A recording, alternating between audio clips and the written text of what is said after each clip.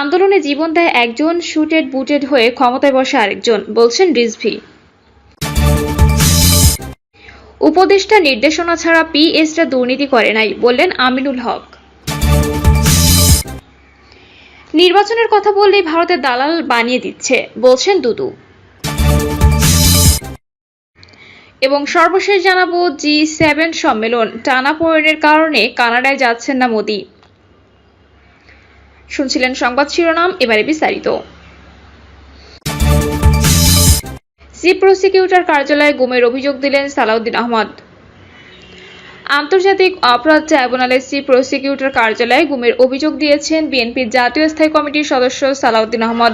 বেলা 11:30টার দিকে ট্রাইব্যুনালের chief prosecutor কার্যালয়ে গিয়ে সালাউদ্দিন আহমদ এই অভিযোগ দেন। ট্রাইব্যুনালের chief prosecutor advocate Mohammad Tajul ইসলামের কাছে অভিযোগ তুলে দেন সালাউদ্দিন আহমদ। অভিযোগ জমা দিয়ে সালাউদ্দিন আহমেদ সাংবাদিকদের বলেন, গুম খুনের বিষয়ে আন্তর্জাতিক অপরাধ ট্রাইব্যুনালে মামলা দায়ের করা হবে, তবে এখনও এ ব্যাপারে দৃশ্যমান কোনো কার্যক্রম দেখা না যাওয়ায় ক্ষোভ জানান তিনি।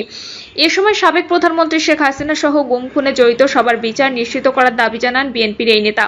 গুমের ঘটনায় এখনো পর্যন্ত যারা গ্রেপ্তার হয়েছেন তাদের সাজা এবং যারা পালিয়ে গেছেন তাদের কমিশনকে খুঁজে বের করার অনুরোধ জানান সালাউদ্দিন আহমদ। তিনি বলেন, সাবেক সেনা কর্মকর্তা জিয়াউল আহসানকে তারা গুমের জন্য জড়িত তাদের আইনের আওতায় আনতে হবে। এই সরকারের দায়িত্ব সবাইকে আইনের আওতায় আনা, সেই সঙ্গে দেশ থেকে গুম খুনের সংস্কৃতি চিরদিনের মতো বন্ধ করতে হবে।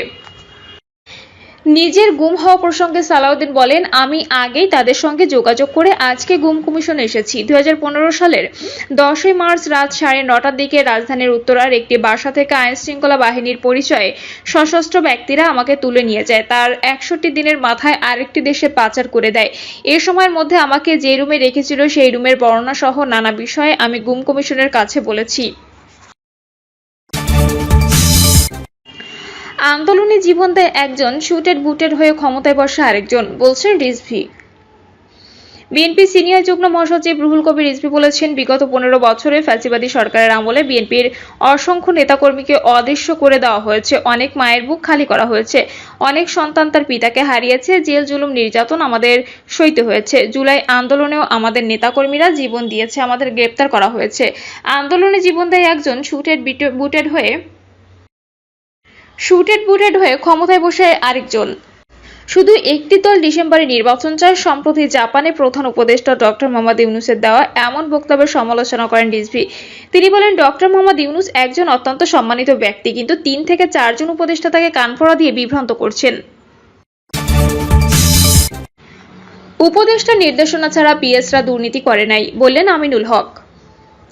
অন্তর্বর্তী সরকারের উপদেষ্টা নির্দেশনা ছাড়া পিএসরা দুর্নীতি করে নাই বলে মন্তব্য করেছেন বিএনপির কেন্দ্রীয় ক্রীড়া বিষয়ক সম্পাদক আমিনুল হক। তার অভিযোগ, উপদেষ্টাদের উপেক্ষা করে তাদের পিএসরা একাই দুর্নীতি করতে পারে না, উপদেষ্টার আজ্ঞাবহ ব্যক্তিরাই পিএস হয়ে থাকেন। আমিনুল হক বলেন, পতিত স্বৈরাচার সরকার যেভাবে দুর্নীতি এবং লুটপাট করে আমাদের দেশকে ক্ষতিগ্রস্ত করে পালিয়ে গেছেন, অন্তর্বর্তীকালীন সরকারের উপদেষ্টা সহ তাদের পিএস আত্মীয়স্বজনরা যারা ক্ষমতার মোহে পড়ে বাংলাদেশের মানুষের টাকা দুর্নীতির মাধ্যমে হরণ করেছেন, তাদেরও বিচার হবে বাংলার মাটিতে।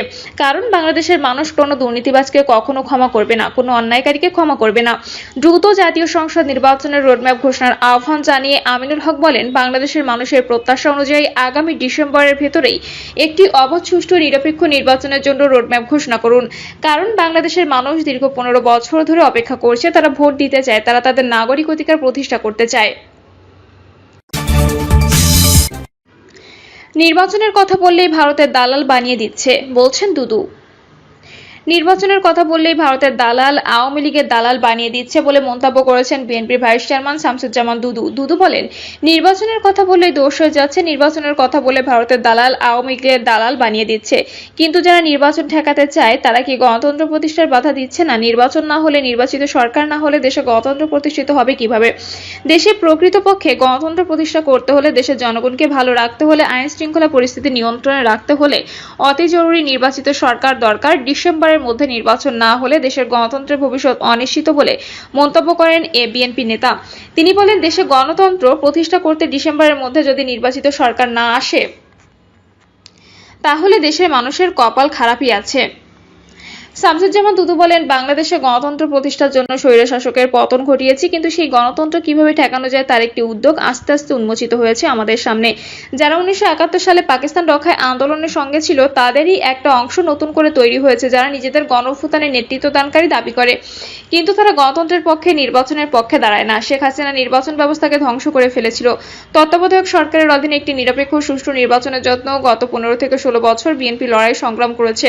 ছাত্রদলের সাবেক এই সভাপতি বলেন, স্বাধীনতার ঘোষক শহীদ প্রেসিডেন্ট জিয়াউর রহমানের দল প্রতিষ্ঠা হয়েছে গণতন্ত্রের সপক্ষের কাজ করার জন্য। সেজন্য গত 15 থেকে 16 বছর হাজারো অত্যাচার, জুলুম, নির্যাতন, গুম, খুনের পরেও দেশে গণতন্ত্র প্রতিষ্ঠার জন্য বিএনপি আন্দোলন চালিয়েছে, গণতন্ত্রের জন্য জীবন দিয়েছে, ভবিষ্যতেও দেবে, এ বিষয়ে কোনো আফসোস নেই।